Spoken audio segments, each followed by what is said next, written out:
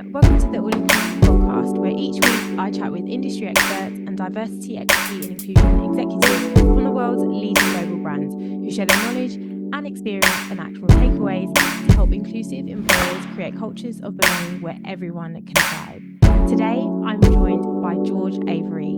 He is the Director of Diversity and Inclusion at Thermo Fisher Scientific.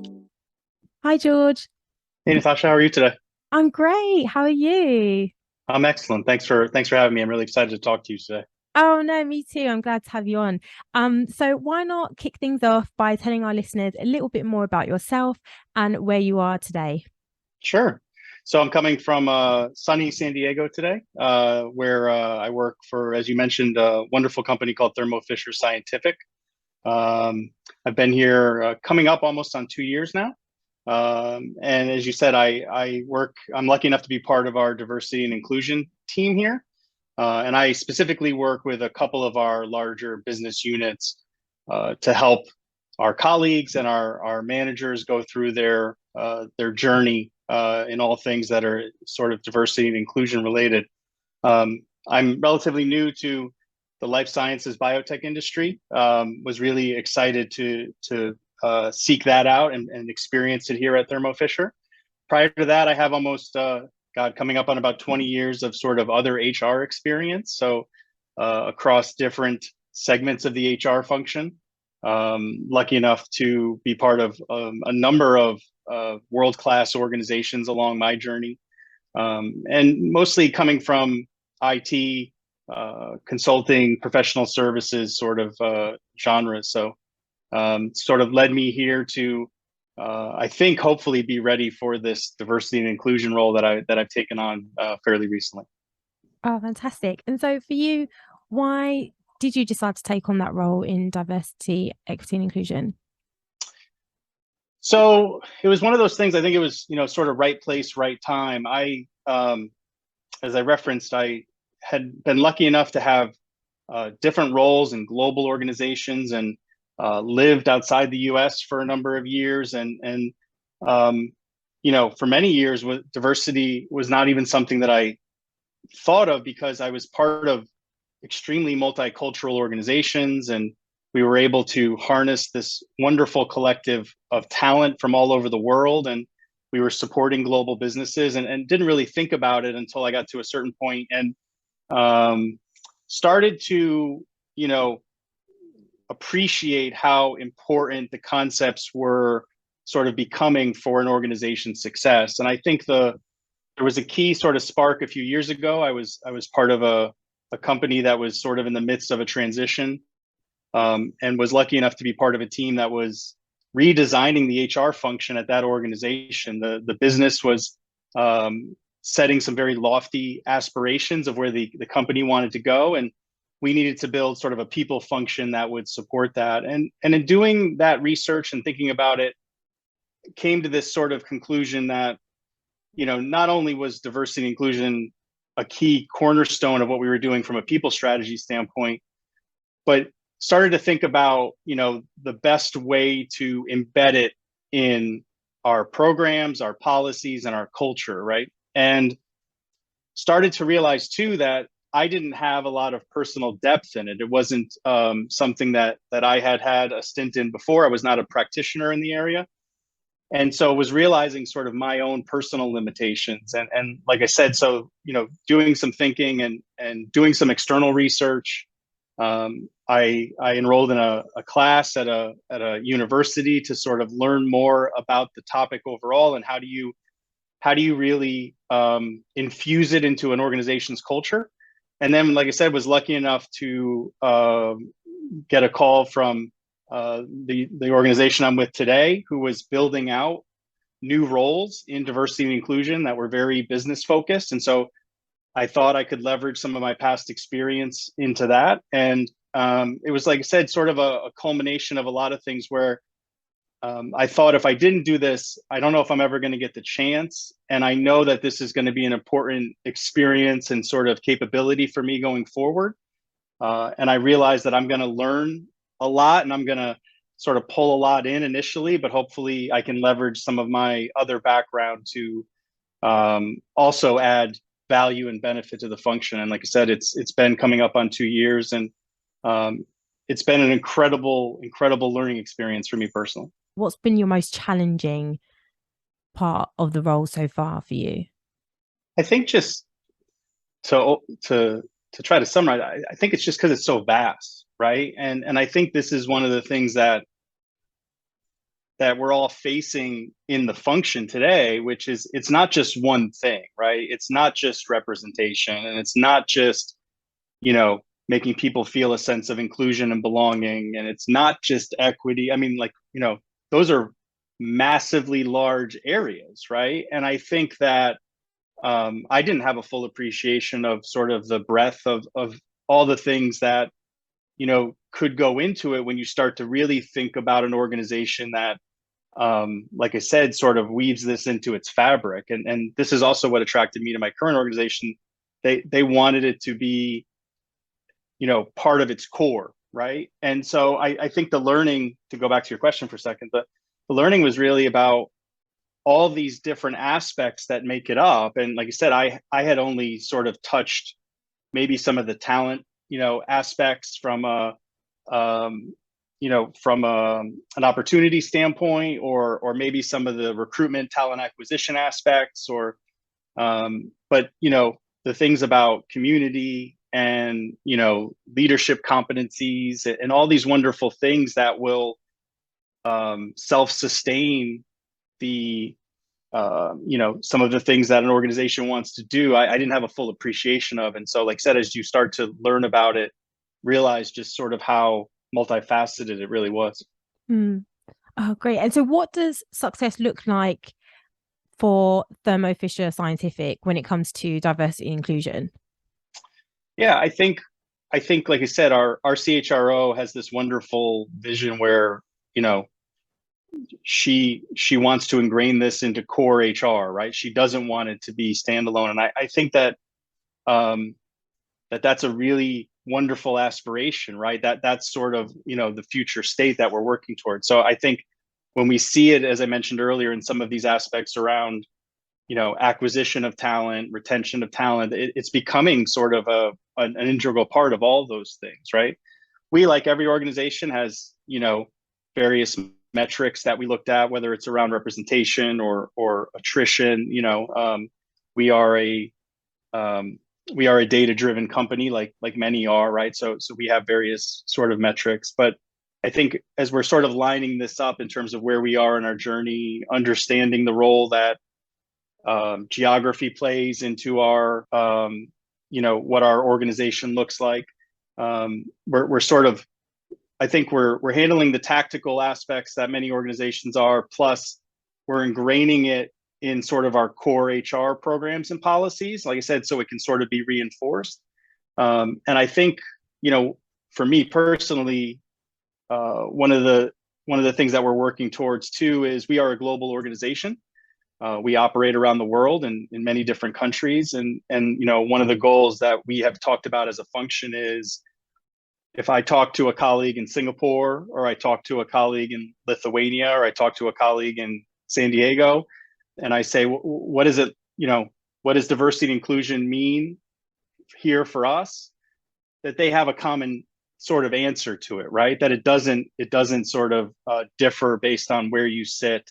Understanding that some of the dynamics of how you might view it as a concept do, but our pledge as an organization and what we want to, from a value standpoint, is consistent everywhere. And so I think that's what we're marching towards. Great. So what's one project that you're working on now that you're most excited about? So in a couple of weeks here, we are going to roll out a global sort of, I don't know if celebration is the right term, but a global event that we call Belonging Week. And first time was last year, and so we're going through it for the second time. It's meant to be sort of a reinforcement of that, that we really want all of our colleagues, our people that work with us, to really feel that they belong here, right? And all those things that go along with feeling that you belong, makes you more engaged in your work. And we do a lot of work serving clients that are on the front lines of a lot of really important, sort of environmental and medical issues. And so, doing their best work enables these organizations that we work with to really do their best. We know that it's going to help us retain the top talent that we want to, right? And we want people to, it's sort of become a little cliche now, but really bring their authentic selves, right? And we know when that doesn't happen, that's not really the environment that we want to create. And so we've got this wonderful setup coming the middle of September, where we really celebrate globally what this means. And we've, like I said, in our second year, we have different aspects, either of our regions or aspects of our businesses are really hosting events, either at the site level or even globally, where we're going to talk about what this means for us, right? And each day has its own theme, which is aligned in many cases to our core values. And so I think it's a really important reinforcement from our entire company of how important this is to us. And we view that, this is critical to our success as an organization, right? And so it's going to be that we create this wonderful environment for our people to thrive. And so it's something that I haven't heard, many organizations do. Like I said, it's truly a global event for us. And so we're in the midst of planning this, and I'm working with many of the sites that I work with to understand what sort of team-based or local events that they're going to do, where it could be anything from, a learning event to last year we had these wonderful sort of sharing discussions where people really got to know each other better and really talk about how they viewed key aspects of belonging, to even just having fun and being together, right? It's going to run the full spectrum of that. So we're excited about, like I said, the second year, and it's something I think that is sort of cool and unique that we do here. Yeah, that does sound exciting. It sounds really fun, and belonging is an essential part, I think, when it comes to diversity, equity, and inclusion. You want people to be able to bring their full selves to work, and in order to do that, you want to show that you care as an organization and that is important. So I think holding an event to allow people to be able to share their own stories sounds really interesting. I'm interested to know if you've, in bringing all of this together, how do you tackle those tough conversations? So when people are sharing, what's the response? What's your response to someone who shared a story, maybe that it's a difficult situation that they've been in previous employment or current with Thermo Fisher Scientific? Like, when you hear those tough stories, like, what is your response? What is your reaction? Yeah, I think that to me, so we try to handle it, I think, in a couple of different ways. So we recently rolled out, we have some core sort of global compliance training that we do, and every year we've incorporated some new themes to not be the be all end all of training, but to sort of seed for people to learn about something that we think is a critical element for us, but also potentially to start their own learning journey. And so this year have emphasized things like trust and psychological safety, right? So what you just talked about, Natasha, in terms of, do people feel comfortable sharing aspects of themselves, right? And we want to talk about that is ultimately the environment that we hope to create. Now, not everybody is going to, want to do that, right? Because it's just, I tend to be private about some things and more public about others. And so you want to have that sort of opportunity. We also have seeded, we call them activities, right? But they're really sort of discussion elements, right? And so because we wanted to really have this two-way discussion, right, between people leaders and their teams, and also between the teams with themselves, right? So you can learn about your colleagues and realize, that's a key element to support or allyship or any of these other concepts that we're going down. So from our standpoint, we want to have education out there, which lets people know, like you said, what are some of the things to create and foster these, inclusive environments where people ultimately can feel this comfort. We want to seed activities. So, like I said, depending on how comfortable people feel, that isn't the only result of the exercise, right? It's more to also learn about our teammates and our colleagues in terms of how they operate. So I think we're like many companies on a journey, and we aren't fully actualized yet in terms of being at the end state. But I think that we've seen. So I mentioned last year was the first year, and we had an activity where people could, in a very simple way, talk about a value or an attribute and what it meant to them and how they viewed sort of the actualization of that, right? And the feedback was overwhelmingly positive just because it allowed people the space to stop and share and listen and say, oh, I never considered that aspect, right? Or in some cases, like, oh, I thought that too. And it helped build bonds and things, right? And so we're looking for those small moments where people can connect, that will lead to, sort of more ongoing trust. And like I said, we're hopeful that, obviously respect is a big thing. You're not always going to agree with everybody, but we all want to be allowed the space to sort of share our views and not be judged for it, but in often cases to be, it's a connection point. And so, like I said, we're looking for those moments that we can allow those things to happen naturally within a team or an organizational environment. And like I said, so far the response has been really positive that we've taken the time to stop and really just sort of focus on that part of it. I mean, I'm a total advocate for the power of storytelling. So I think that's the reason why I do this podcast, is to give people like yourselves the platform to kind of tell your story and to share in what you're doing, and what diversity, equity, and inclusion means for you. And so I think that, yeah, the fact that you're, as an organization, taking the time out to really stop and hear from your own employees and give them an opportunity to share amongst themselves and with the leaders that in their particular department or in their area of work, that sounds great. So I mean, you've touched on driving DEI. There's a number of different things that we can focus on when it comes to diversity and inclusion. So it's a lot to do for one person and for Mhm. a group of people. So how do you avoid the burnout?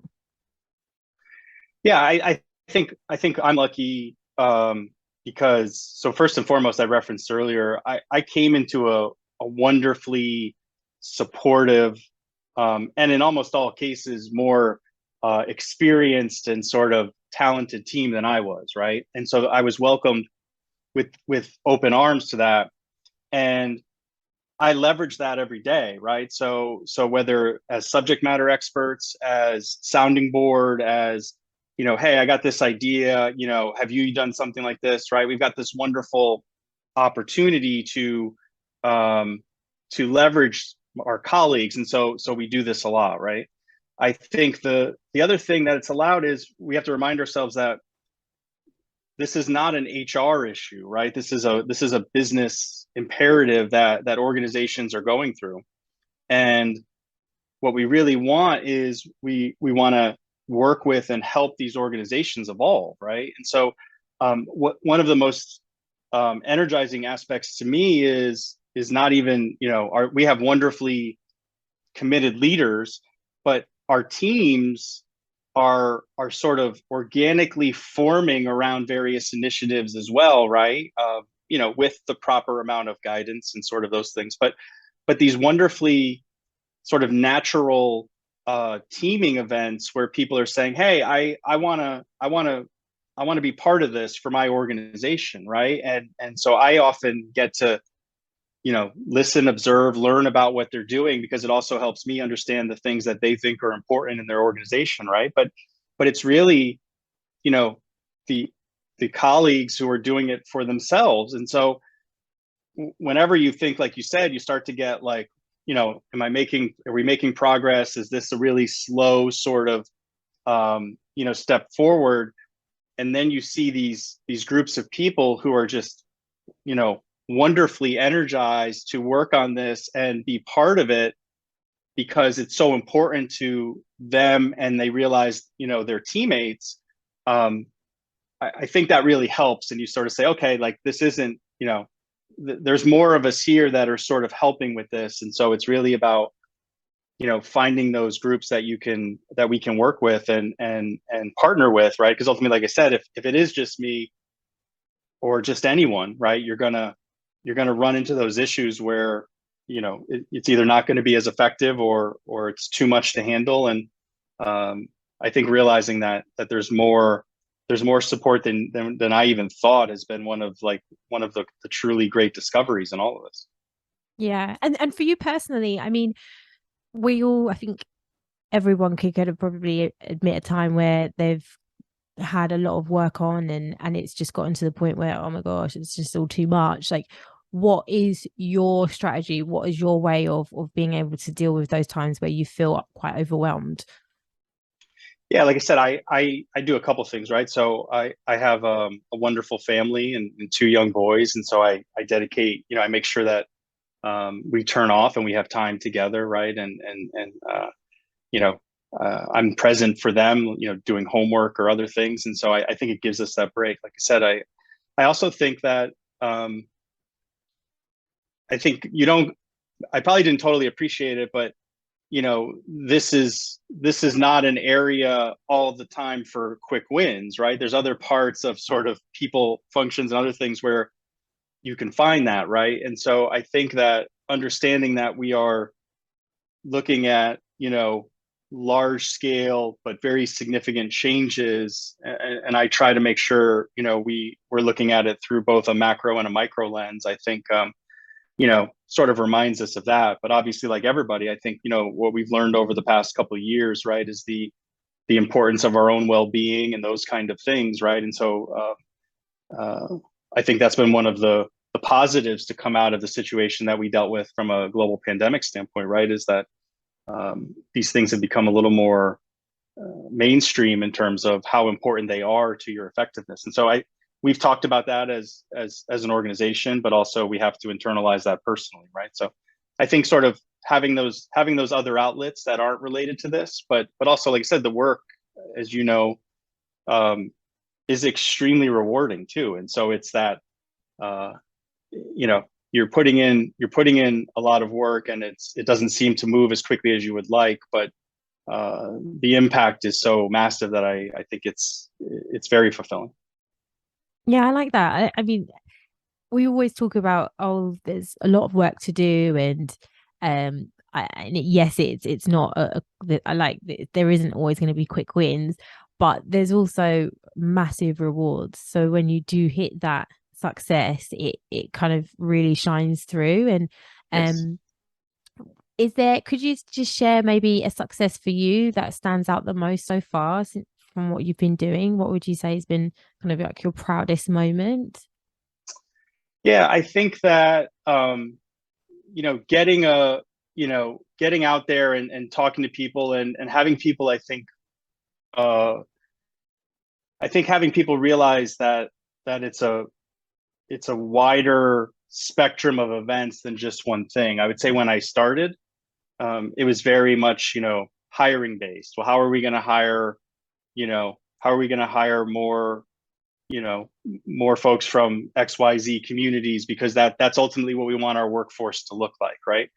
And so even over the course of about a year, we've transitioned from, oh, this is largely a hiring activity, to, thinking about retention of our colleagues and our teammates, which caused us to get deep about what was the environment that we had created for them to thrive and be successful and feel that they were seen, right? And so I think even seeing whether it's our HR function, or more importantly, I think even our colleagues, the types of language and other things that they've used even over, let's say, a year and a half, has, I think, dramatically become more sophisticated, right? And so when I used to have discussions, it was about, hey, can you help me hire, you know, 5, 10, 15 people, in this site? And now it's about, hey, this is what we're dealing with as a business. What are some of the things that we can do to create the environment that we can thrive in, right? I think that transition has been really important because, like I said earlier, I think when you look at success, it's getting people to understand that this is part of your culture, not a temporary initiative or a special project, right? And so I think getting people to even change the way that they talk to me about it, I viewed as a real positive step forward. Yeah, yeah. Sounds as though like it's gone from somewhat of a numbers, this is what we need to meet, this is kind of a tick box sort of thing that needs to happen, to actually how can we make our culture or the environment better for people? We need to do this particular project needs to happen. Is that going to be able, are people going to be comfortable with it? Are we going to be able to, who's going to be involved? Is that a reflection of our organization? Or it's those sorts of, Yes. yeah. And I think that that's important, and it shows that actually it's a sign that you're doing something right. So well done. And I wish you like continuous success with that, because I think once Thank you you. move away from it being okay, this is what we have to do to make sure that we kind of tick this box, to more an open discussion and using that sort of inclusive core value sort of language, um, will help create more sustainability in the projects that you've got coming forward and the projects that you're creating. And it will kind of, I feel like it will be long lasting that way, because it's not you just keep on saying, okay, we've got to do this, we've got to do that. It's really Right. coming from them, and when it starts coming from them, that's when you know you're on the right track. So well done. And even the um ones, like I said earlier, that have taken to it have realized that I think they're seeing more success from a business standpoint, right? And so then you bring in that aspect of it and you realize, all the things that we've talked about and heard for many years about, the role that diversity plays on boards, in terms of stock price, all those wonderful sort of anecdotes that you try to seed in. We're seeing it at like sort of a team organizational level, right? And when they realize that there's a correlation there, like you said, it just becomes like, this is giving us the best chance of success. So this is who we are, right? And like you said, I think that it offers you the sustainability, and because of, as you asked earlier, sort of the longer term nature of the journey, right? When you see that, oh, this is helping me fuel what I'm doing to help my customers, my clients, et cetera. It's just another positive reinforcement to keep people going. so what's one thing do you think DEI leaders don't talk enough about and they should? um, I think it's really about,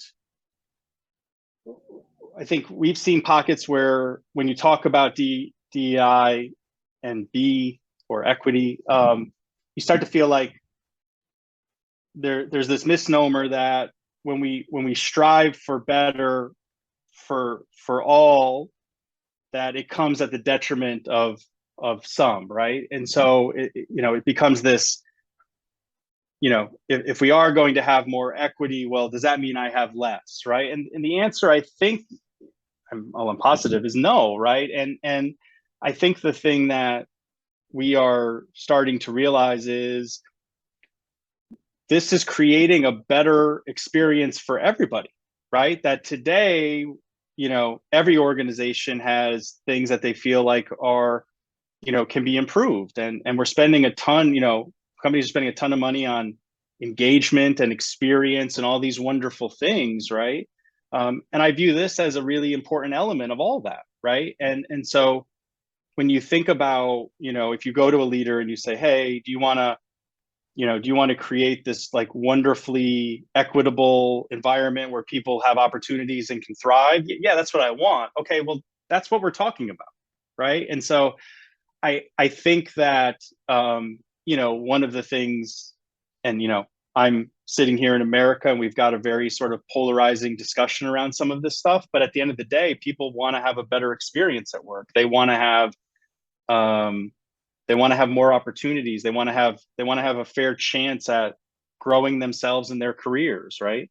And I think ultimately that's where a lot of our work will end up, is just a heightened employee experience, right? And a better situation for us to bring in people to our organization and help them thrive. And so I just wonder personally if that's, I don't want to mitigate the work that we're doing to drive some of the equity, right? And some of the belonging and the aspects of that.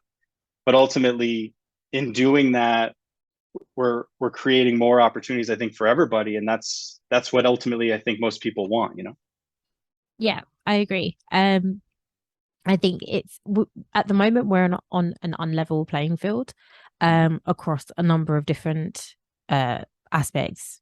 Women in work, Black people, Hispanic, like cultural background, sexual orientation. It's there's a lot of different areas that at the moment don't feel as though they are getting equal opportunity. And so in being able to kind of support those to get them up to the level where they are feeling as though that they are being given those opportunities will only help other people, everyone really. It will only help Right. everyone. Because as you said, I think everyone wants to have a better experience at work and Right. everyone wants to do well. So I agree. I think the conversation needs to be more about like reminding those that this is in helping everyone. Right. Um it's not just this particular demographic or this particular group of people only are only going to benefit in doing this particular project. It will be overall helpful for all. Um, so just before you leave us, Mhm. George, I would like to hear from you if you could just give our listeners any parting piece of advice. Yeah, I think one, I think I've I took a leap in terms of doing this, and like I said, it has been one of the most wonderful experiences of my life, right? In terms of learning, of terms of um, doing something that is of true value to people, which is why many of us get into HR in the first place, right? So I found that. I think two, building a network of people, whether internally or externally, that have done the same work or similar work, right? I think that um, that has been helpful to me in terms of, like I said, leveraging their support, leveraging their recommendations, and I'm really supplementing the things that, like I said, I don't really have a lot of personal experience with, right? Which is really what we're trying to build here, right? Which is this, um, I learn from my colleagues and my mentors, and hopefully if people want to learn from my experience, I can sort of reciprocate that as well, right? And so and then thirdly, I think it's we're going to see, I think, this area become much more sort of sophisticated in terms of, as I mentioned earlier, like I think you're going to have subspecialties within DE&I, right? Like I've got friends in HR analytics who want to come over and be like, hey, I want to support you from that aspect, right? I've got colleagues that have a really impressive backgrounds in sort of standing up employee or business resource groups, right, and building communities. I think that's like a subset skill in itself, right? And so I think there's a lot of different areas that people can come into this area or this function with, and they're important, right? Like I said, I come at it from a sort of a core HR background, and so have brought maybe aspects of developing talent or creating sort of people strategies around aspects of this.